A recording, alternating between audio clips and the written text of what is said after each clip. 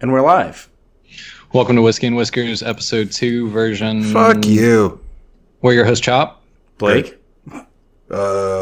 Fuck. Dawn. God, y'all suck. This is Chris. All right, well, we'll bumblefuck our way through this one, huh?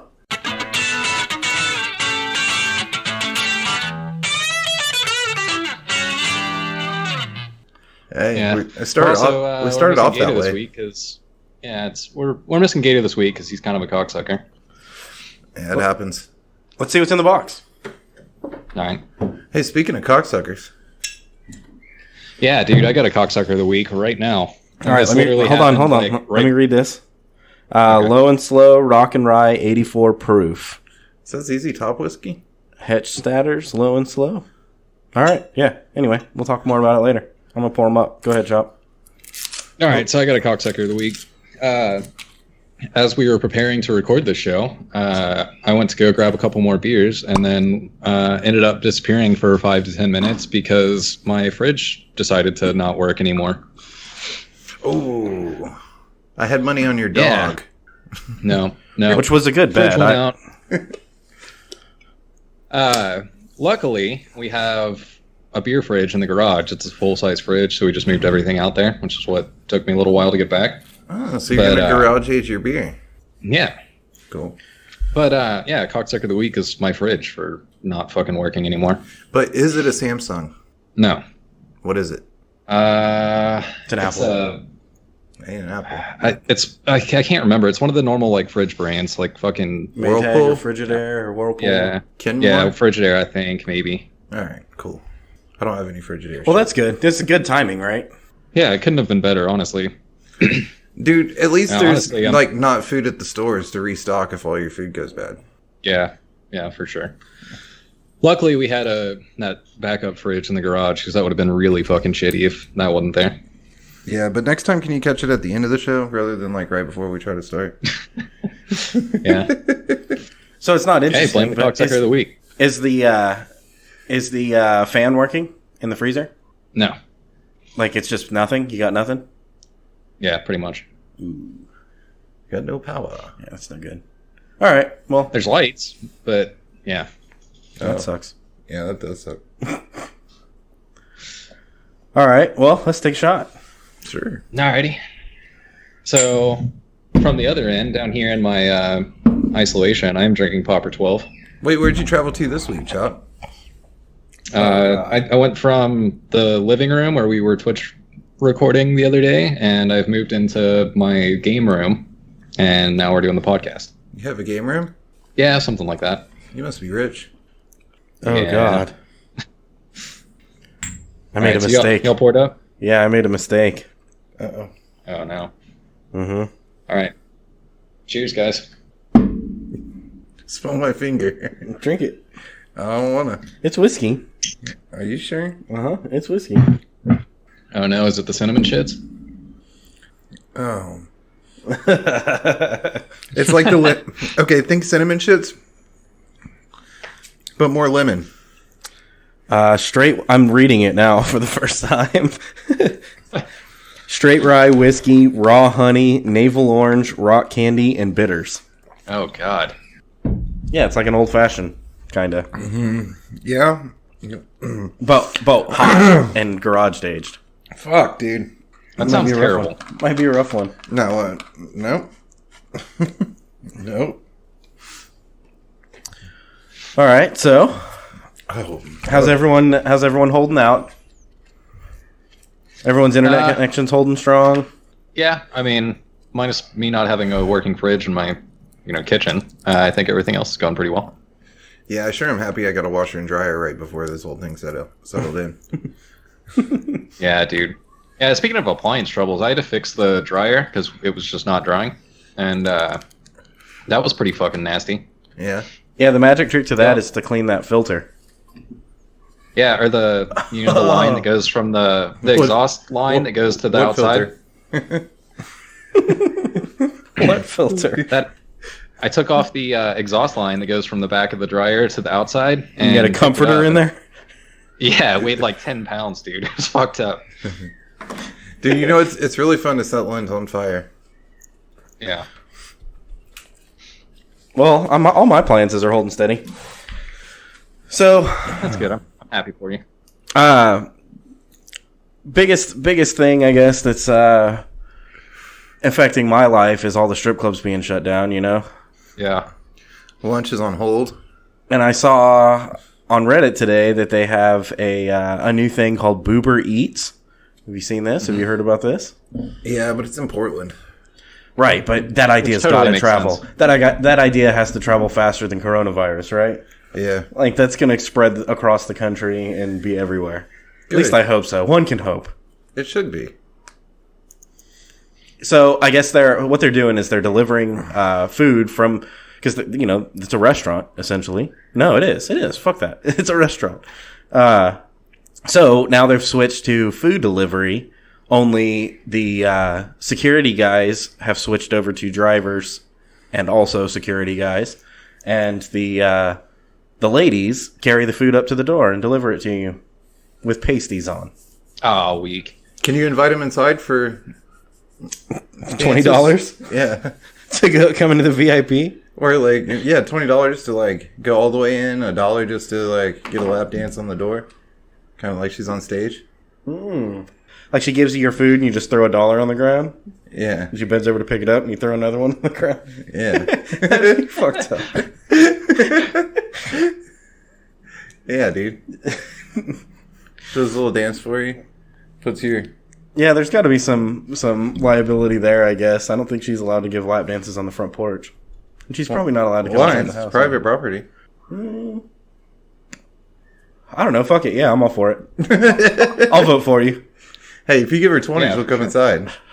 You can sit down on the couch like a normal person. Yeah, but how much for me to come inside?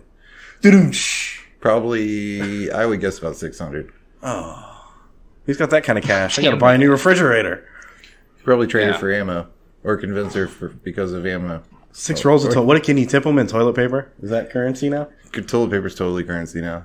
Yeah, without a doubt, dude. Toilet paper and bullets, I guess, is the currency in Texas. Yep. What is the exchange rate for toilet papers to dollars? 1 roll of toilet paper is worth $5. Right? That seems fair. Toilet. So it's Papilio? so the exchange rate is 4 rolls of toilet paper for a lap dance. Yeah. That seems reasonable. Reasonable. Can you throw it at him? She doesn't look near as sexy with a bunch of toilet paper shoved in her thong.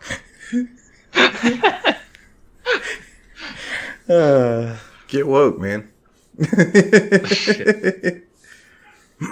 And I guess they're going to have problems when the Boober Eats spreads to Russia, because now the strippers are going to have to contend with lions. Dude, this is a genius idea. People wouldn't stay home, so they went to the zoos. They got all the lions. They released them in the cities. And I saw the meme. I laughed quietly to myself, not out loud.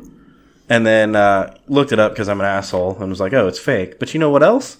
We're not here to report the news. Fuck you. Go get your real news somewhere else. I'm saying it's 100%. They're definitely released lions in Russia. Yeah, and I think that they should do it in places like, Oklahoma, maybe. California. Yeah. Okay, speaking of, since we've now touched on lions and Oklahoma, if you're sitting around and have nothing to do, which you don't, and you are. You're psychic, aren't you? Yeah, go to Netflix and check out The Tiger King, because that is the most bleach blonde fucking... I haven't watched it, but I watched the trailer to it in the first 20 minutes of the first episode. Dude has a bleach blonde mullet. He's walking around in shiny shirts with tigers. And he carries a gun, he like a carries a gun. 6-shooter, like fucking John Wayne or something. Dude, and it saves his ass. There's a reason you carry a gun if you're hanging out with fucking tigers all day. And he walks with a limp and a pimp cane. Yeah. Yeah. This show is great. A lot of people out there are already checking it out. I highly recommend checking it out. As soon as I came across it on accident, I just watched the whole damn thing, like in one sitting. Couldn't turn it off. It's total train wreck. You won't be able to steer your eyes away. And it brings a valid question up for the times, which is like, who's your favorite cult leader? Because it presents a number of cult leader opportunities in the show. So you could totally choose your favorite cult leader, It's like a pick your own adventure, but it's pick your own cult leader. Yeah, basically, it gives you kind of the storyline of about 5 or 6 pretty fucked off people. And, we need to add that question to the short list for the guests when we have a guest on. Yeah. Who's your favorite murderer? Who's your favorite pedophile? Who's your favorite pedophile? Who's your favorite cult leader? Yeah. Yeah, dude. Yeah. Anyways, it's a great show about a very flamboyant dude with lots of tigers in Oklahoma. So, please. Yeah, he seems pretty eccentric. Yeah. And you know, they've kind of portrayed him. I haven't seen it, by the way, but they've kind of portrayed him as like he's the crazy one. And from what I'm gathering from the discussion we had before the show is he might be like one of the more sane ones. Yeah, no, he's definitely right out there as far as insanity goes, but he might be one of the better people. Like, I don't think he's out to fuck people up as much as maybe some of the other people are. Yeah, I'm going to watch it. Again, I watched like the first 20 minutes, but... I think he's a lot of things. I don't think he's a murderer, but I think there's other people in the show that are actual murderers. So they could be on the short list a couple times. Yep. So that kind of where what I got out of this and where I wanted to go with it is what are the other creative ways that we can come up with to keep everybody inside, like unleashing lions on the town? Dude, keep releasing shows like The Tiger King. People will watch that shit and be stuck inside. What about what if we utilize the homeless population? Where are they sheltering in place right now? In the Austin order, there's like a complete exemption if you're homeless. Chop, there's your loophole, bro. You can drive around all you want. I'm homeless. I'm homeless, bitch. I live in this car. I am home. Yeah, it's a good point. No, but I'm saying utilize them like give them guns. No, definitely not. Give them the virus. Give them the virus and speed. Put them in popular spots. Yeah. Huh. Yeah. I don't know. Maybe it's not nearly as fun as Lions, bro. Lions is way more fun. Yeah. But I mean, at least more entertaining to watch. By all means, lions and tigers and bears. So here's something fun that came from that stupid show, though, is that there's more tigers in captivity in America right now than there are in the wild. So we have enough tigers to do this. We just release them. Gators, too. I feel like gators are underutilized. Oh, definitely. Oh, meth gators. We could put gators in every swimming pool. And yeah, dude. Chop, you were bitching about a bunch of fucking frat bros at Barton Creek. Barton Springs, yeah. Release the gators, man. Release the gators. Hell yeah. That'll get them the fuck out of there. Yeah. Just animals in general, I feel like is the way to go. Like maybe a bunch of water moccasins too. I mean, why not? They coexist with gators well, don't they? That takes care of water. So like, how do we deal with, like grocery stores and stuff? Chimpanzees. Dude, you put chimps in grocery stores, people stop going. Yeah, for sure. There'll be a mad rush of people to go right out the gates until they realize that chimps will kill the fuck out of them. Dude, if you have to fight a chimp for toilet paper, you're going to be like, I'm good. I'll figure out something else. You see the size of the chimp at the toilet paper aisle? Fuck that, bro. We're going to need a distraction. Somebody go get the bananas. There's lots of bananas. What do you think, Chop? That's a good idea, right? Yeah, chimps in the grocery store is a good way to be. Maybe can we get some like aerial, like maybe airborne, like hawks or something, or like ravens that are just fucking mad and just start fucking people up when they're walking through the street. T-Rexodactyls, homie. Yeah, dude. Now is the time. The people that are like trying to clone raptors and shit. Now. Yeah. Release the shit hawks. Yeah. Yeah. But wait until like next Tuesday. I got some shit to do this weekend. Fucking shithawks, man. So I'm fucking ready to. I'm going stir crazy. I'm ready to go to a party or go to a barbecue. I'm ready to go watch a UFC event. It doesn't even have to be something cool like football. We could go, dude. I want to go watch golf with my friends or something. Like anything. Give me something.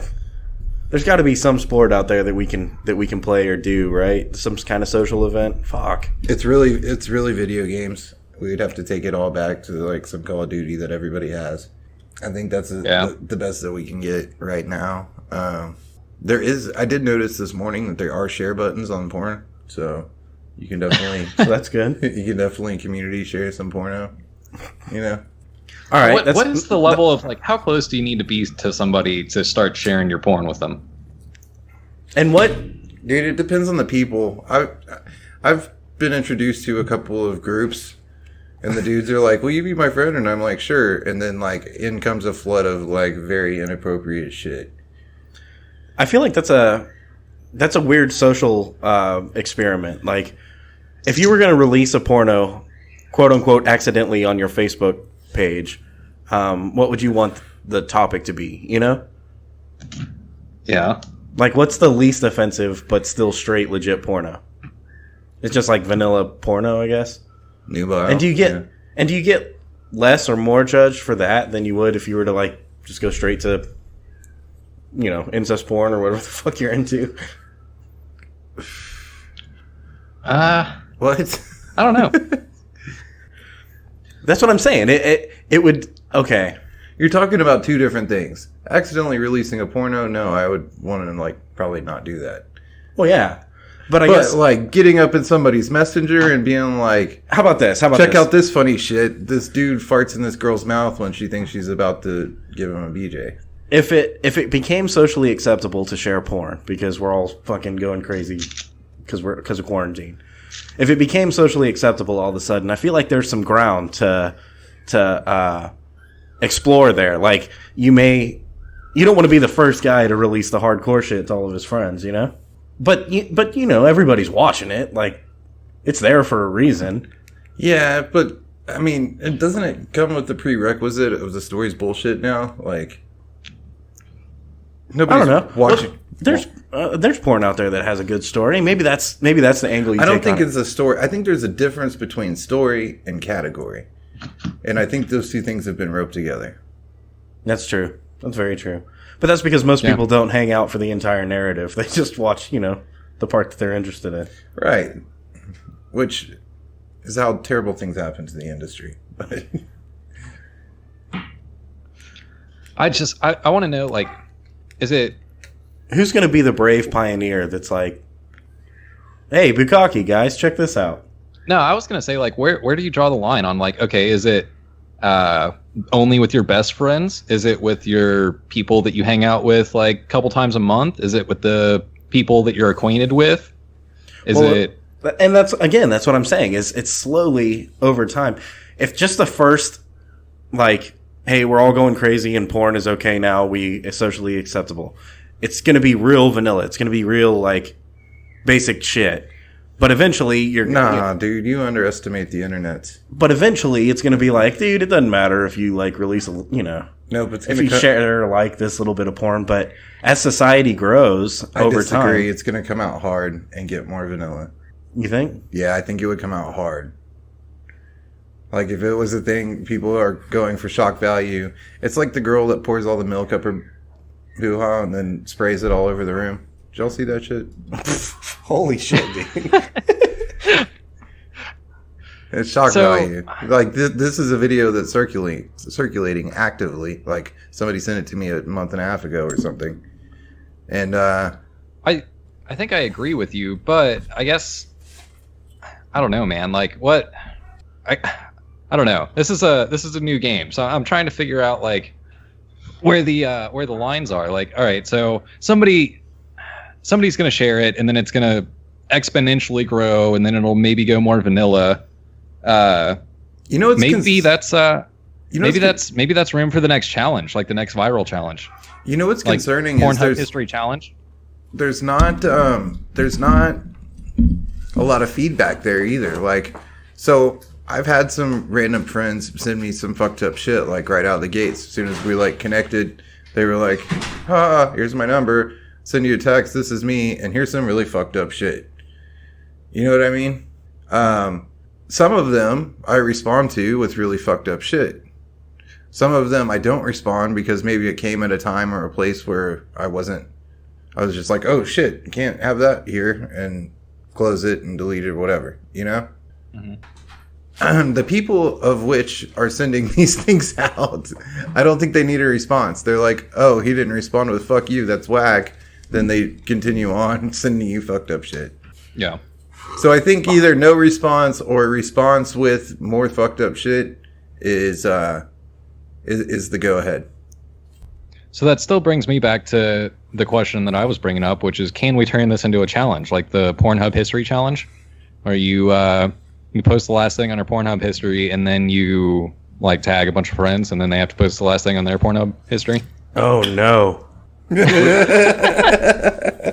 the best response that there could have been, for sure. Oh no. Now you got me curious. Everybody's waiting. Well, we have to. Well, so are we? We have to play it live, right? We're gonna play it live. You blew it. Y'all ready? Yeah, hold on. I gotta look it up because I don't remember. You got to be honest. Are we? We're not doing the video, right? Because I don't know how to find that. But I can definitely tell you the search. Oh, like the theme. Yeah. I mean, yeah, we can do that. I was talking about turning it into like a viral challenge, but yeah, we can do that on the episode too. Let's save it for we should do it after hours, after the show, just on this game specifically. Yes, we should. I agree. Yeah, that'll work. Let's take a shot. All right. Do we want to talk about the whiskey? Are we ready to review it yet? Not yet. Let's do one more, and then the next we can get one, 3 in. Yeah, and then the next one we'll review the whiskey. All right, I'm gonna pour them up. Or whatever the fuck it is you call this stuff. It says whiskey on the bottle. It's got whiskey in it. Hey, my Bottle's Dr. a Pepper goddamn says liar. water on the Coke can, so it's like water. All right. Tea's made from water. Slow and Low Rock and Rye, 84 proof. Ugh. Cheers. Cheers. Chop. Cheers. Yeah. What you drinking over there, Chop? Proper 12, remember? No, I didn't. Yeah, I'm drinking Proper 12. A little bit of Irish whiskey. Oh, so to take it all the way back, I'm reminiscing I'm reminiscing about going back to UFC parties, football parties, like hanging out with people, like, you know, when you haven't eaten a hamburger for a long time and you're like, you just daydream about a hamburger or a steak or whatever the fuck, you know? Oh, yeah. I've got that going on, but for like social interaction. Yeah, people making questionable decisions, all these sorts of things. Yeah. And it makes shit. And it makes me think if okay, your next UFC party, what are some rules? What are some faux pas that people do and need to be checked on, but everyone's always too polite at the party? Just general like house party etiquette? rules. Yeah, party etiquette. This is a solid topic.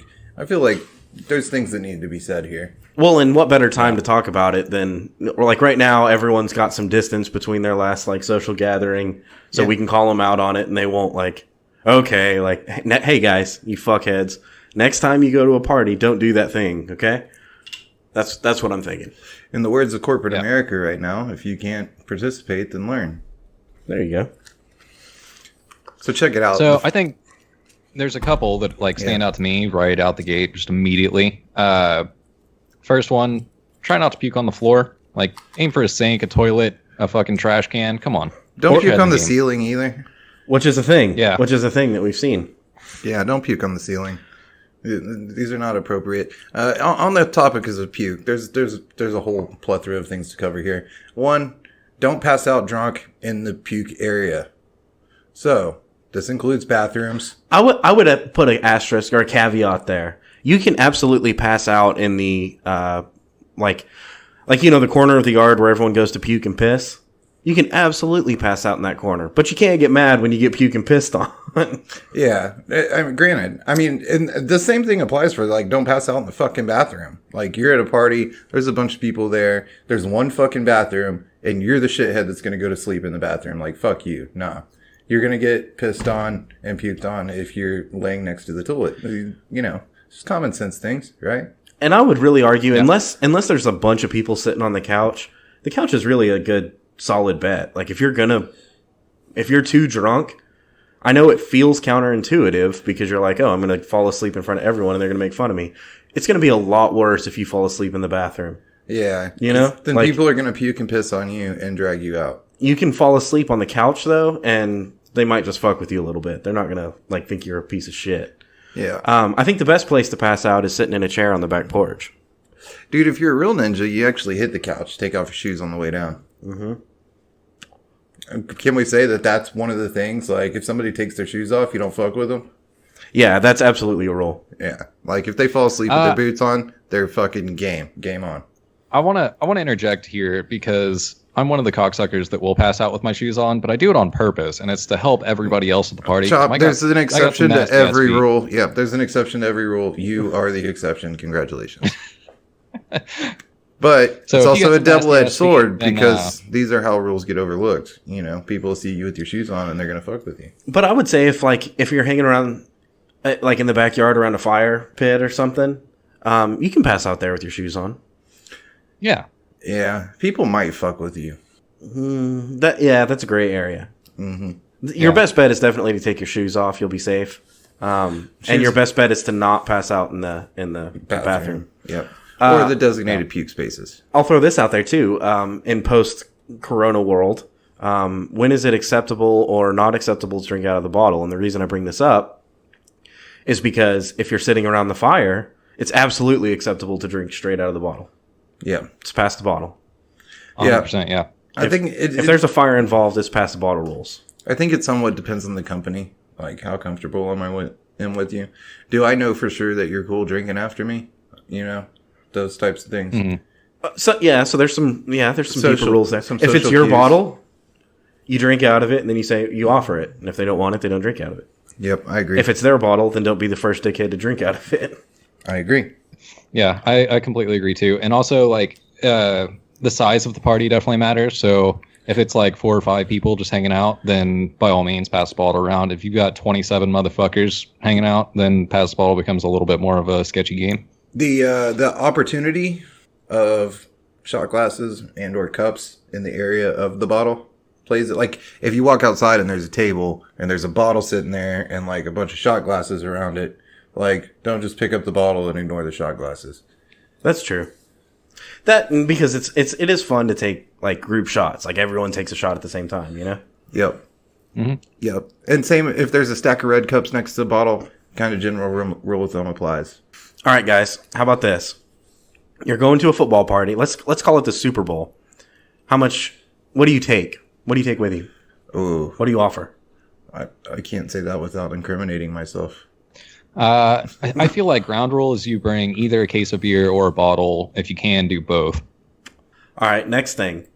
If you show up with what you believe is an acceptable amount to offer to the party, you show up with a case and a like big bottle of whiskey, and it all gets drank, all of it, because you're like, hey guys, I'm putting it on the table, here it is, shots. Yeah, dude, grab a beer, as many as you want. Now you're out of alcohol. How do you feel about taking someone else's alcohol at that point? If there's other alcohol there, then it's there. Like, once you get through that amount of alcohol, community rules. It's fair game. Yeah. Yeah, I kind of agree there. The only thing that I would make an exception for there is I would make an effort to not drink. Like, if somebody brought something, like somebody that doesn't drink often and they brought something specific that they can drink. And there's the one cocksucker that brings like Malibu or something. And he's like, that's all I drink. Okay. But if they're still awake, I'm not going to try and drink theirs. But if they pass out, it's fair game. I'm going to drink their bottle. All of it. Yeah. Yeah.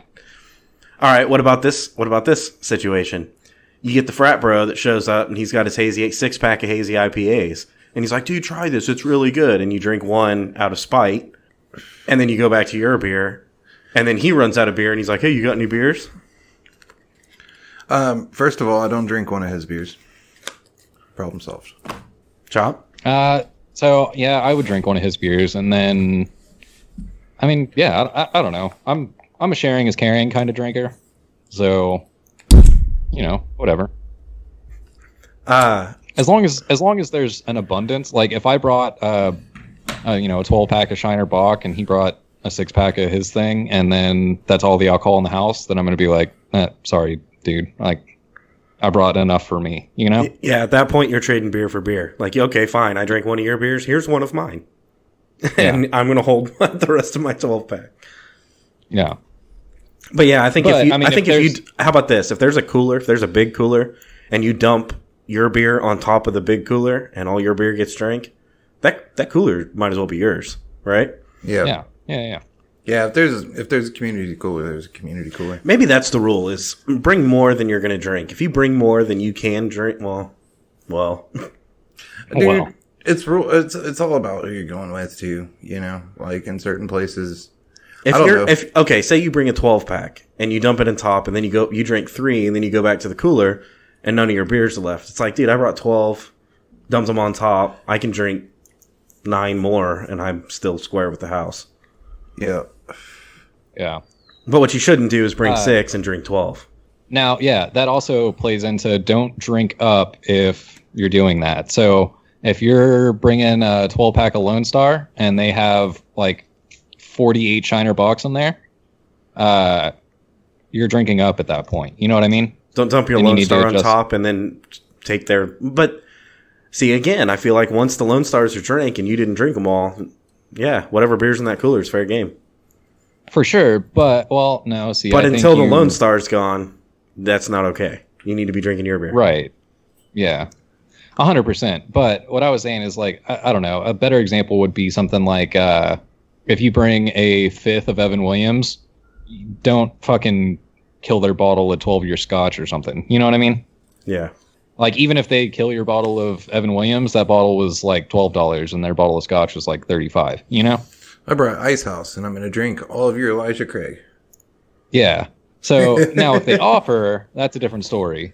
But, and also, if there's point in the night, if there's someone that's like, let's go shot for shot, and they're pouring them out of their bottle, dude, you can drink. That's fair game. You can kill the bottle with them. If they're with you, that's fair game.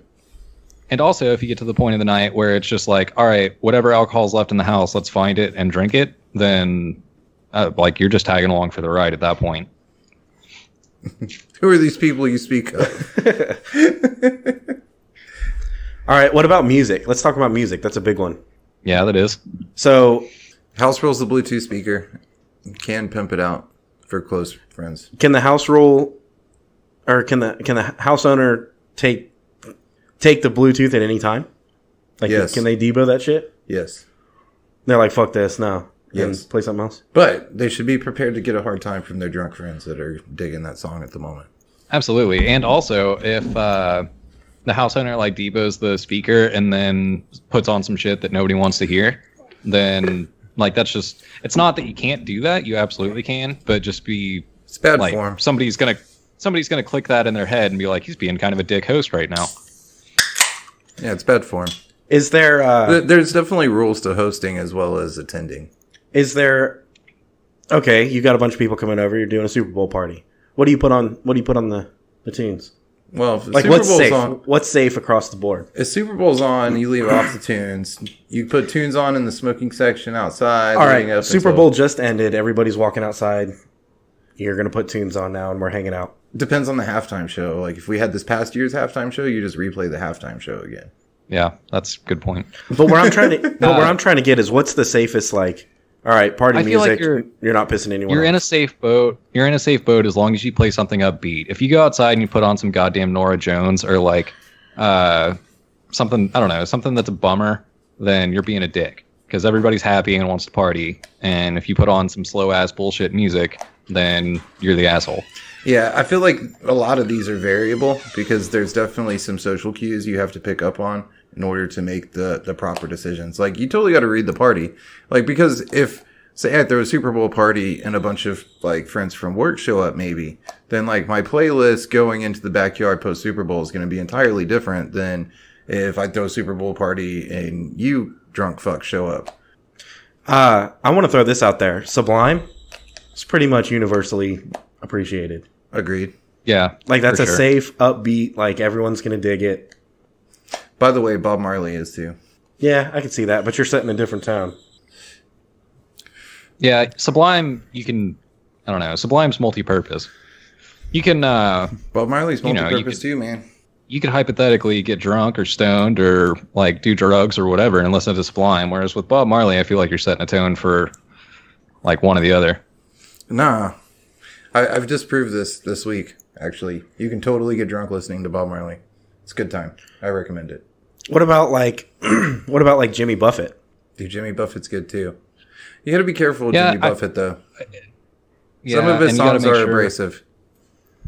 And you got to make sure that it's like summer. Oh yeah, that's a good point. Yeah. Like Jimmy Buffett on a boat is way more acceptable than Jimmy Buffett like at a Christmas party.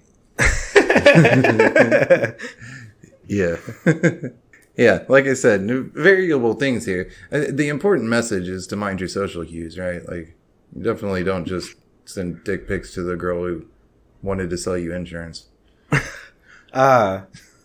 Dude, any kind of heavy metal, play sparingly and to a specific audience. Agreed. Right? Like, the heavier it gets, the more discerning you need to be with your audience. Careful with hardcore gangster rap, too. Mm-hmm. I was going to say, yeah, rap kind of fits the same bill. Wait, my you're kids pretty are safe here. with you're pretty safe with most like classic rock. Oh, that's I feel like Journey, that's- dude. I You feel can like put Journey on, and everyone's gonna get fucking crunk. Yeah, the playlist of songs white people get turned to is pretty much a safe bet at any party. Quintessential, yeah. You're safe there. And it'll get people crunk. Yeah, I got some playlists. Dude, I've been enjoying some music with no words lately, which has been cool. It's kind of like a real light cross between like techno and smooth jazz or something. I don't know. And hip hop all mixed together. I know what you're talking about. Yeah. Yeah, that's some good shit. I feel like that's some shit you can put on at a party regardless of the audience, and it plays smoothly, like elevator music or something you might hear at like, you know. That's almost a good something. way to be. That's almost a good way to be, just for the purpose that it's like it's really good background music. People aren't paying attention to the music and thus aren't trying to change it and or listen to what they want to listen to, you know? And if they are paying attention to it, they're probably enjoying it also. Yeah. Yep. Chop, did you? We have that that Spotify playlist that we subscribe to or whatever. I've been listening to Mongolian throat music. Do you know what that is? Yeah. So complete. Oh, absolutely. So this is on the complete opposite end of the spectrum. This is like, Don't play it at your party. don't play it at your party until it's three motherfuckers that are all wasted, drunk, stoned, and stupid. And then you're like, hey guys, have y'all ever listened to Mongolian throat music? Do you do hand puzzles? Because we're about to go hard. Yeah. Yeah, that's that off the wall shit, man. We need to start a Whiskey and Whisker Spotify playlist. Yeah, that'd be good. Dude, I have a playlist. All right, I've been look for playing that, on guys. playlist. That's gonna happen. After today, there's gonna be a Whiskey and Whisker Spotify playlist. By the time you hear this, there will be a Whiskey and Whisker Spotify playlist. Bro, as soon as we found out that the sky was falling and the world was all kind of crazy, I made it into the world playlist, and that was fun. That is fun. I have that playlist actually. That's a good time. That's a good time. Yeah. So I think to start with the Whiskey and Whisker Spotify playlist, we need to, just because of the times, we need to throw in like the top 3 into the world songs and like 3 or 4, like maybe one of the smooth jazz like background songs that you're talking about, one Sublime song, and Yeah. just some of the shit we've talked about. I think that'd be fun. That'd be a cool way for people that listen to interact with us. Yeah, for sure. All right, let's take another shot. Let's take another shot and talk about this whiskey. Yeah, let's do that, and then I actually want to talk about something because I took something we've talked about previously to the next level, and I want to tell you guys about it. You got my attention. That's a good pop bottle. Yeah, it is. Actually, sure. Dude, I like the bottle. I like the label. I like what they're doing with the words. Dude, I like all the shit, and it's a shame that it's a mixed drink. Dude, it's a motherfucker. I clearly didn't read the label when I picked this bottle, but You mean when the cooler spit it out? I mean when the cooler magically produced it. The magic cooler. Cheers, boys. Chop, cheers. I'm not ready for this. Yeah, cheers.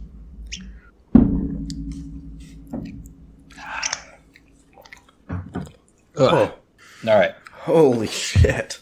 All right. Let me read the bottle. God damn it. It tastes like I just inhaled a whole fucking can of Pledge. Heshstadter Slow and Low. Served straight up in pharmacies and saloons since the 1800s. Rock and Rye, Union made. With straight rye whiskey, raw honey, navel orange, rock candy, and bitters. Extra dry, 84 proof. Hold on, there's some stuff. Our straight rye whiskey is stirred slow and low with raw honey and same thing. Okay.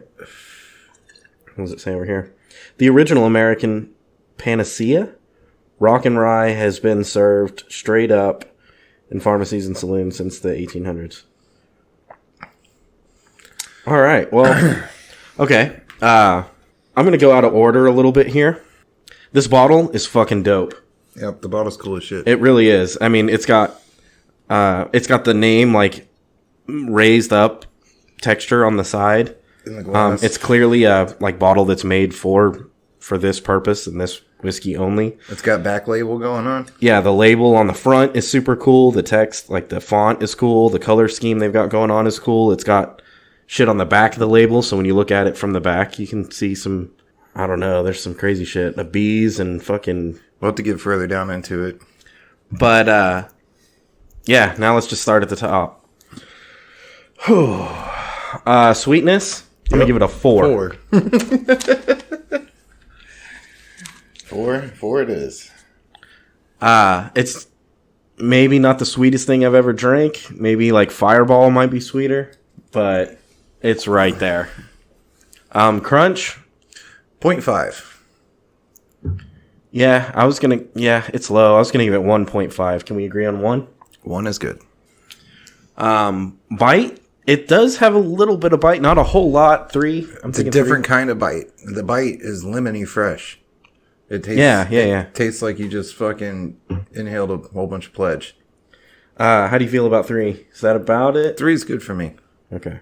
Bottle, dude. Top marks. As much as I don't like the whiskey, it's just personal preference. The bottle gets a 4. The bottle's fucking dope. I'm gonna give it a 4. Yeah.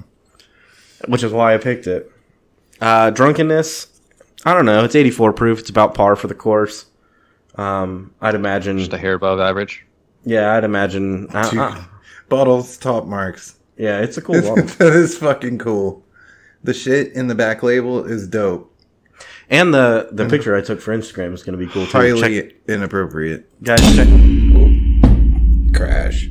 Drunkenness 4. I'm going to give Drunkenness, I don't know, 2.5. Yeah. Right? Nah, you got to give it a 3. You got to give it a 3. Just because it's a little bit over 80? Yeah, or even a 2.75 if you have to, but it's not 80 proof, which is dead center, and that would be 2.5. Yeah, but we're not just saying proof. Like, we can't just go off of proof to pick Drunkenness. No, Yeah, there's that's other true. factors That's there. fair. Yeah. But maybe the sweetness, I don't know. It could cause for a wicked hangover. Oh, yeah. I'm going to give it a 3. I'll give it a 3. I'm down. We can revisit it next week if we need to. For sure. All right. And now, Chop, because we're professionals. Yeah. Reviewing last week. So last week we drank what? Hang on, I'm going to look it up. Creek water. Oh, it's dick liquor. Yep, Yeah. dick liquor. Creek water. Shoot. I don't remember much of a hangover. In fact, I remember doing a bunch of shit the next day.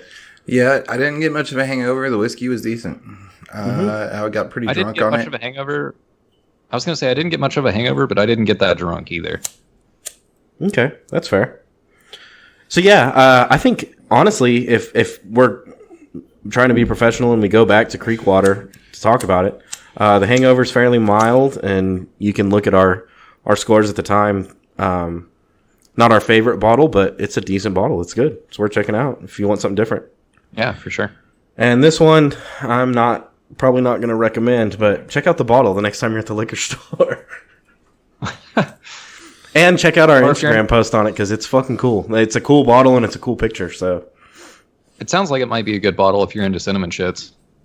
it's not cinnamon. It tastes like Lemon and like now we're just talking citrus. preference, right? Like a minute ago we were talking about our metrics for grading whiskey, and if these are the things you're into, very very high sweet, very low crunch, you're gonna like this. it's not cinnamon though. It's definitely citrus. It tastes like okay. it's like an old fashioned. It's like an old fashioned, but without the ice. And heavy lemon orange.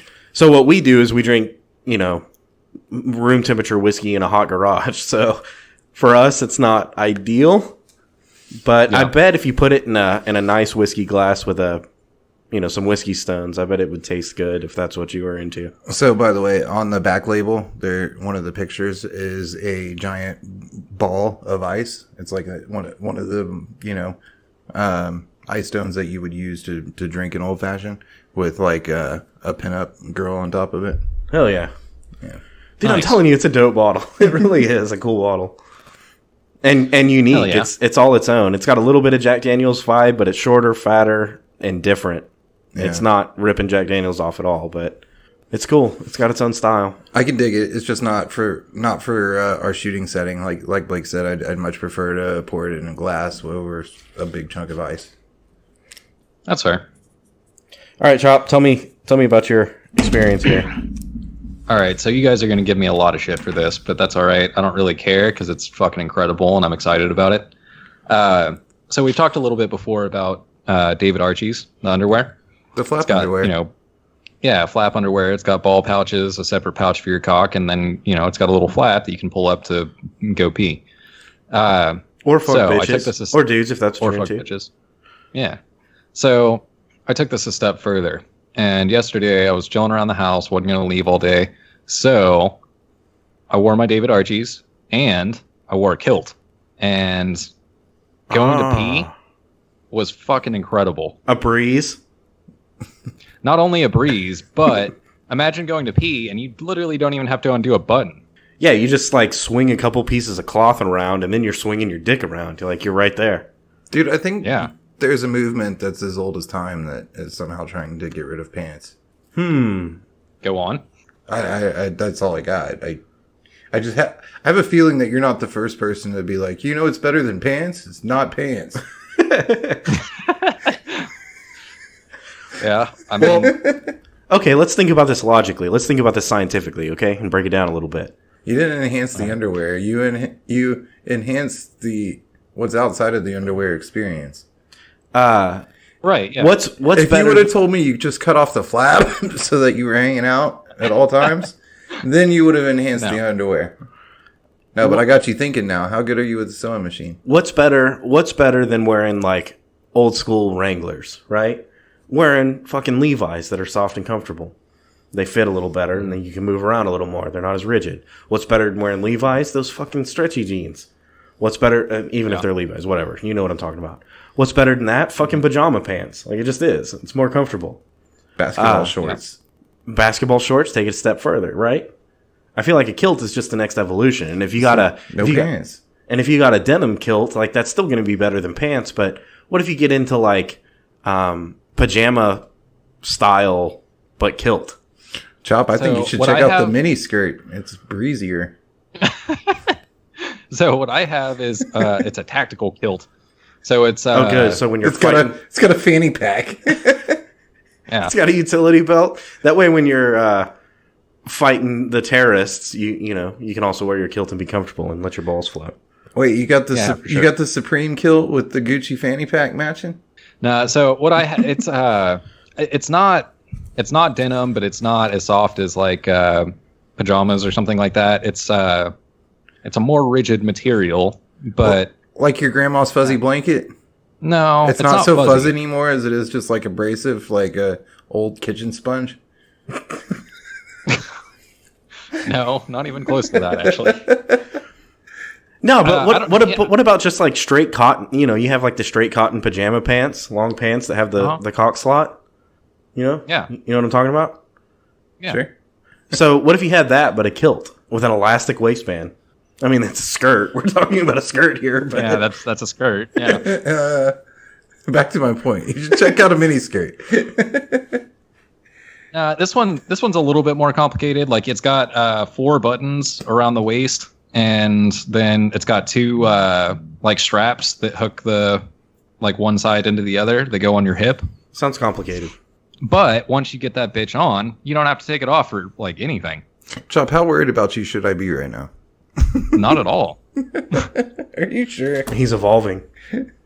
Yeah, I'm living the dream, dude. I will say, how about this though? There's a point where this no pants concept falls apart, and that's you don't want to be completely naked. You start fucking chafing, your balls rubbing against your leg, like it's getting messy. You're leaving fucking sweat sure. stripes on the and I would even couch. say, Dude, I don't know. I would even Completely say- naked inside is totally cool. No, Completely naked outside is less cool. don't sit on your couch completely naked. That's gross. You're gonna leave a fucking sweat stain on the couch. Nope. Use baby wipes, clean as a whistle. I'm not talking about poop. I'm talking about sweat. I don't know. Butt sweat. Dude, my house is 66 degrees. I don't sweat in my house. You're tripping. I have the opposite problem. It's cold in there. Well, but then you're walking around your house naked and there's shrinkage. So, it's my house. There'll be shrinkage if I'm okay with it. I'm going to take this a step further and even say that without the David Archies, this wouldn't be as glorious of a discovery for me. Yeah, it's flap flap. But when you combine the two, it's a marvelous thing. Like you just flip up your kilt in the front and then pop out of the little David Archie hole and you're fucking golden, man. Yeah, you're straight up Flappy Bird. So I've got you sold on the David Archies, I think. With this new innovation, there's little room for doubt at this point. Dude, the David Archies are legit. Dude, they're fucking made out of bamboo or some shit that's super comfortable. It's soft. They're my wife's favorite underwear. And you can just... Yeah, That's for sure. It does also can be a bad presents your thing, though. package. Because days that I put on those underwear and like leave the house in the morning to go to work, she's like, "Why are you wearing those underwear?" Like, because it was the pair that was on top in the drawer. That's the only underwear I wear. That's what I've got on right now. It's the pair that was on top. That's in what the I've drawer. got on right now. I only have the one pair, the tester pair. Dude, it lifts and presents your cock and balls like they're supposed to be. I don't think I've bought But underwear or socks in like fucking 20 years. We've gotten into this before, so I don't want to get too much into the David Archie hype. But I'm just saying, throwing a kilt on, this might be something worth checking out. So I have a pair of the cotton, like flannel almost pajama pants like I was talking about earlier. And I literally, I have two pairs of them. One of them I left unadulterated. The others, I took a pair of scissors to and I cut off and made into shorts. And they are the most comfortable pant or thing to wear.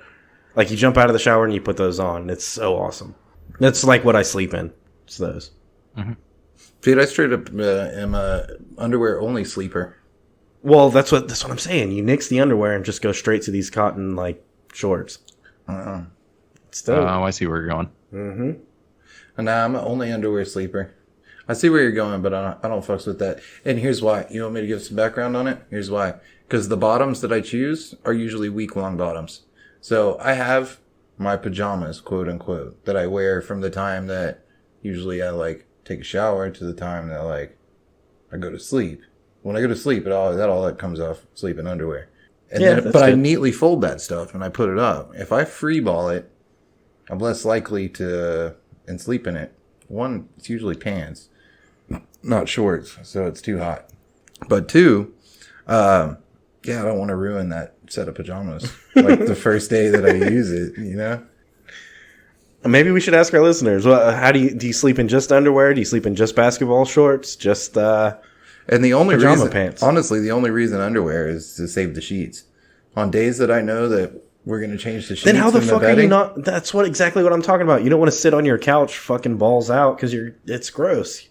You're gonna get butt sweat on your couch. Nah, if I'm in that mode, dude, nah, I'm not sweating.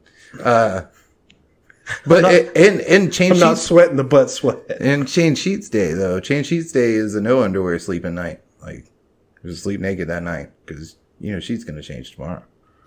Yeah, I don't have enough foresight for that. I think. Yeah, I don't know. I'm going to throw an asterisk in here and say that sleeping in a kilt, not the way to be. Don't do that. Sounds itchy. It's not the itchy part because, again, mine isn't like fabric. It's like polyester or something. But it will spin. Yeah, fuck Like that. as you toss and turn, it'll like turn around you, and that's no good. So you don't want to sleep in your kilt, but wearing it around the house like pajama pants is the shit. So, Chop, what do you sleep in? Well, not kilts anymore. I'll tell you that. Whatever clothes I was wearing.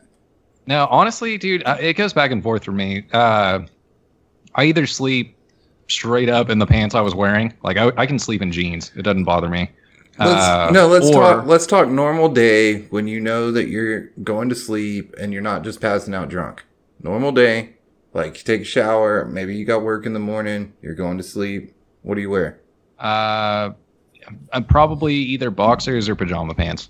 I don't like pajama pants. They do the same thing. They twist up around you. Those are good to wear when you wake up in the morning. You're going to go cook eggs on Saturday morning. That pajama pants is the way to be. Past that, no, I don't sleep in pajama pants. For some reason, I prefer pants over shorts. I go for pants first, just to wear around the house. But too hot when I sleep. I run hot. How do you get your pajama pants twisted? They have leg holes. It doesn't matter. They twist unless they're skin tight. Yeah, I like to roll and spin in my sleep. I know what he's talking about, dude. No, trust me. I do Chop. too, I and could maybe grab they you get by a little the bit pants like and spin them, and you're fucked up. Yeah, and if I wake up in the middle of the night and my pajama pants are twisted, I take them off and go back to sleep. Dude, if I wake up and have pants on, I take them off, period. Doesn't matter. And apparently it doesn't matter how drunk I am or where I'm passed out. Or where I'm asleep. Yeah, I mean, that's valid. And honestly, like I do agree. I sleep in boxers most of the time also. But that said, again, I can pass out in jeans or pajama pants or whatever. But I can pass out in anything. But most nights I pick and choose and I put myself to sleep. Huh. Yeah, if I wake up in the middle of the night and I've still got all my clothes on, I'm stripping down my underwear. And I'm wearing David Archie's. Yeah. Good way to be. Good way to be. Dilly dilly. Speaking of, while we're going back to party etiquette, if you pass out on somebody's living room, don't just remove your pants. Oh, but in the same vein, if someone passes out on your couch and you're like, no, fuck that. If someone passes out on your couch, you give them a blanket, straight up. Depends on how drunk. Yeah, if you have the presence of mind to give them a blanket, just throw a blanket. You don't even have to cover them up and tuck them in. Just fucking put a blanket on the couch somewhere. Throw a blanket in their general direction. Right. So that they can find it when they wake up freezing their nuts off because they took their pants off. Yeah. And that way, when they wake up in the middle of the night and they take their pants off, they're like, oh, cool, there's a blanket. And then in the morning, it's not that awkward when you wake them up and you're like, hey, here's an omelet. And they're like, oh, I need to put my pants back on. In the morning, when your wife and girlfriend comes out and walks past the couch, all they see is a covered blanket instead of seeing a guy with his pants off. So, some foresight here. If you have big old doggos, which most people have big old doggos, a good idea is to cover your couch in blankets so that it's protected from big old doggos. But also, when somebody passes out on your couch, they already have a blanket. Covered in dog hair. Covered in dog hair. Dude, it doesn't matter. I could go pull a blanket out of the fucking cabinet and it would be covered in dog hair. It doesn't matter. I pull it out of the dryer. Like right after it gets done drying, I pull it out. It's still covered in dog hair, homie. That shit is like... No, that's true. It's goddamn like super magnets, bro. Sticks to everything. That actually brings up something that I have been struggling with lately. Are your slacks magnets for dog hair? Dude, everything is... No, my hats. Here's the thing that I do the most. Like, because we've got the little things, the rollers, where you pull a piece of paper away and it's super sticky. Yeah. You roll it and pick up the dog hair. What I roll more than any other piece of clothing that I have is my hats. My hats collect it like no other, dude. It's fucking ridiculous. Always with the hats. I rolled my hat before I came over. Check it out. Yeah, my hats don't have a whole lot of dog hair on you this time, which is rare for you. Yeah, dude. I roll. My hats don't ever seem to get that bad, but That's the way you roll. Slacks, like actual dress clothes slacks, seem to be so bad for me. Like they just collect hair. That's all they do. Oh yeah, dude. And anything black, you're asking for it. Anything fleece, not only does it collect it, it will not release it ever. Like you can wash your fleece shit, and it's still gonna have dog hair in it after it comes out of the washer. Luckily, where you live in Texas, and we don't have much need for fleece. That's true. That's fact. Shit, I wear fleece all the time. But it's 60 degrees in my house, so and it collects the dog hairs. At this point, I wear fleece strategically.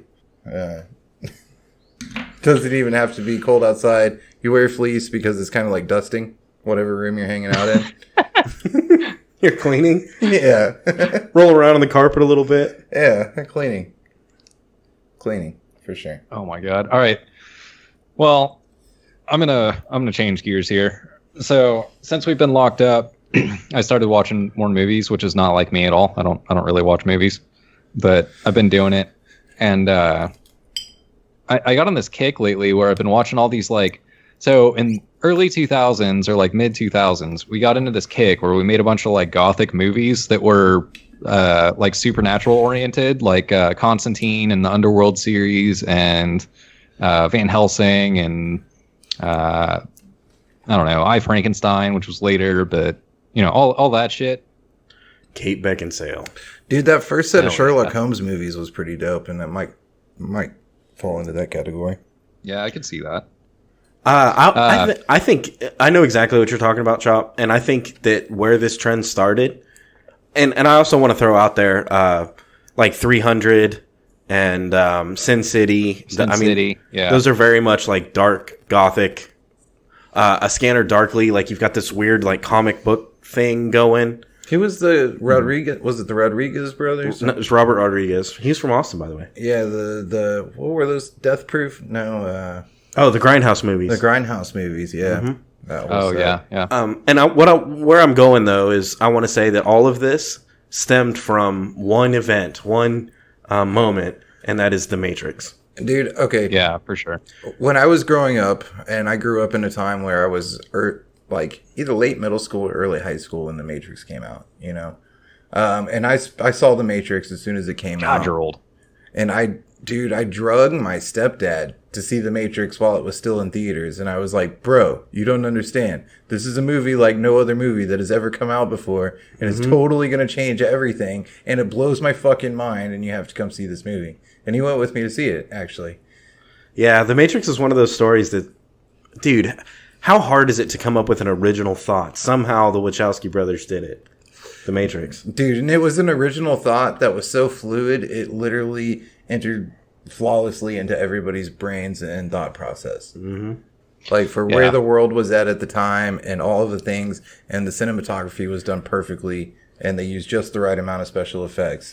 Dude, it was fucking great. And the acting was great. The story was great. I do want to say, though, The Matrix 2 is gold. The Matrix 2, The Matrix 3, fucking forget about them. them. They can all fuck off. Yeah. Like, they don't matter. It's fun to watch. Kind of like the Blade trilogy. Speaking of, this falls right into your shit. Yeah, exactly. What you're talking about, Chop, is the Blade trilogy. Like, the first Blade is where it's at. 2 and 3 can kind of fuck off. But at the same time, like, if you're going down this movie wormhole and doing the thing, like, watch Blade as the trilogy. Watch the first 3. Yeah. You know what I mean? So and I feel like The Matrix, watch the first 2. The third one doesn't fucking matter. How this whole thing kind of spawned was, for whatever reason, I got it in my head that I wanted to watch Underworld. And it was because when Underworld came out, I was like 12 and it fit right into what I wanted to watch then. And you masturbated vigorously to Kate Beckinsale. Dude, and I was like 22 and Definitely. it fit perfectly into what I wanted to watch then. And you also masturbated vigorously to Kate Beckinsale.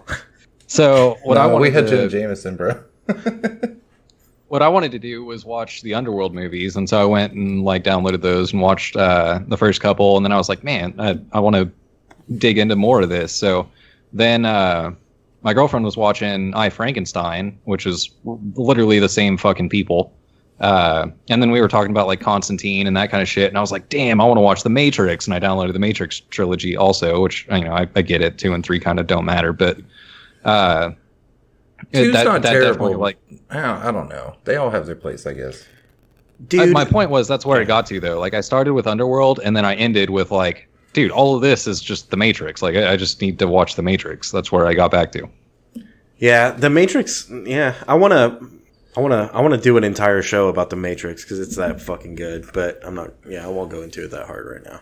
Yeah. Terminator. Great fucking. But see, that it's a little bit different because Terminator 1 is a horror movie, Terminator 2 is an action movie, and Terminator 2 is better. Same with Alien. The first Alien movie is a horror movie, the second Alien movie is an action movie, and the second one's better. Very seldomly does the second one outperform the first. Really? Yeah. Interested. I think Aliens is better than Alien, and I think Terminator 2 is better than Terminator. But I think Predator 1 is, obviously the only way to go. The best Predator? Mm-hmm. Dude, I actually enjoyed, I know we've talked about it and people hate on it a lot, but I actually enjoyed Predator versus Alien. It was a fun concept. I do too. It was a fun concept. I actually like that movie. But again, that kind of fits into that same, like, kind of, it's almost campy, but, like, it's not quite B-list, but it's just not a really good AAA, but it fits that, like, niche perfectly, you know? Mm-hmm. See, goth is the term that keeps hanging me up though, because when I think goth, I definitely think Girls of the Craft and that '90s grunge, which. So that was that's even what leads up to Gadzooks. The Matrix, and first of all, The Matrix is a way better movie than The Craft, but we couldn't have had The Matrix if we didn't have movies like The Craft or like Idle Hands or like those dark, like kind of weird movies. Idle Hands was a dark comedy though. That I love that movie. That was total dark comedy though. What was another one? Like The Lost Boys. The Lost Boys could be considered that. Dude, you talk about generation differences though. Like Lost Boys came out in like 1984 or something, and The Craft came out in like '96. Really? Are they that far apart? Yeah. Well, I feel like we need both those though, like to get to where The Matrix is, and that was our last big checkpoint. Oh well, yeah. The Matrix definitely they changed the game. They set the bar high. You know, there was a number of movies that came after that were trying to hit that bar, like Independence Day and. And they didn't have it. Yeah, no. I will say, you know what led me into what watching the Underworld series and stuff like that led me into afterwards was I went back and rewatched Love, Death, and Robots. So good, so much fun. Yeah, I literally watched the entire series again last night, and it's fucking awesome, man. That's a really wicked show. All right, Chop, tell them where they can find us. So, our website is up. It's whiskeyandwhiskerspodcast.com. We have links to everywhere you can find us on there. That includes Spotify, iTunes, YouTube, Google Play, all your favorite podcasting apps. We have new content all the time and new episodes every Monday, so be sure to check it out. We'll see you next week.